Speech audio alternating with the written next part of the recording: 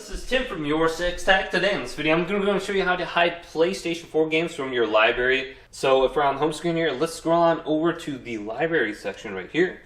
And then we can go down to the purchase section. This will include all our games we've ever bought.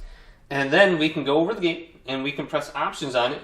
Then we can go to do not show content in purchase. So let's go to this random game right here, 2064 read-only memories.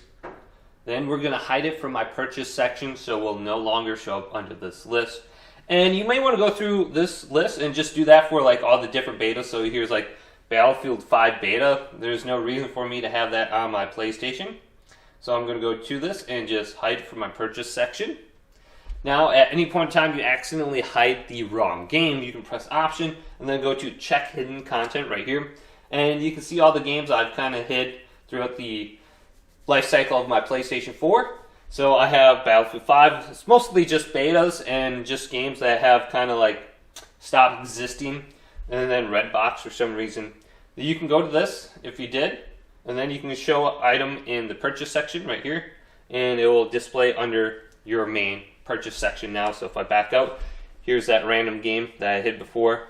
So hopefully this video did indeed help you out. If it did, leave it a big thumbs up and subscribe to my channel down below for more tech up videos coming up next on YourSixTech.